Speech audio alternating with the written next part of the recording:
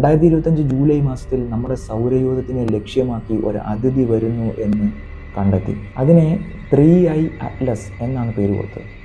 അതായത് നമ്മുടെ സൗരയൂഥത്തിലോട്ട് കടന്നു വരുന്ന മൂന്നാമത്തെ ഇൻ്റർസ്റ്റെല്ലാർ ഒബ്ജക്റ്റ്.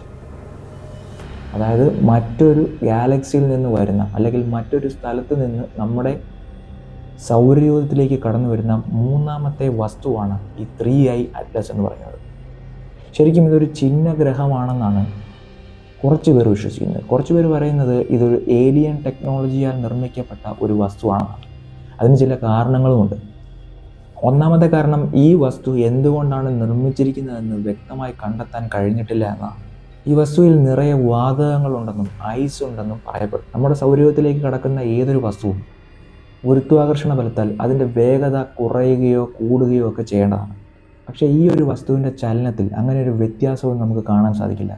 അതുമാത്രമല്ല, സാധാരണഗതിയിൽ ഇങ്ങനെ വരുന്ന ഒരു വസ്തു സൂര്യനോട് അടുക്കും തോറും അവയിൽ കൂടുതൽ വാതകങ്ങളും ഐസും ഉണ്ടായതുകൊണ്ട് തന്നെ അവയ്ക്ക് പിറകിലായി പ്രകാശരൂപത്തിലുള്ള ഒരു വാല് പ്രത്യക്ഷപ്പെടേണ്ടതാണ്. പക്ഷേ ഇതിന് അങ്ങനെയും കാണാനില്ല. നാസ പോലെയുള്ള വലിയ ബഹിരാകാശ സംഘടനകൾ പോലും 3I അറ്റ്ലസിൻ്റെ കാര്യത്തിൽ മൗനം പാലിക്കുന്നതും അതുകൊണ്ട് തന്നെയാണ്. കാരണം ഇതെന്താണെന്ന് വ്യക്തമായി പറയാൻ ആർക്കും സാധിക്കുന്നില്ല.